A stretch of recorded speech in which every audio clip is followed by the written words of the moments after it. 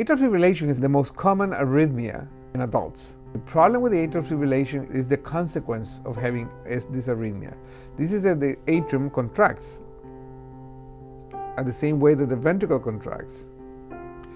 And if it doesn't contract, the atrial is doing paradoxical movements, and the blood inside the heart, that chamber of the heart, becomes stagnant. So it have the tendency to produce clots. And the clots tends to be dislodged. And when they dislodge, they give you a stroke. The number one cause of cardiac problems in the adult is sleep apnea. You think you're sleeping, but you're not.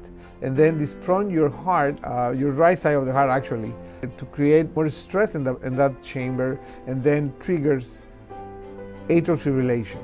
You have good options to treat a patient with atrial fibrillation. You have medical options.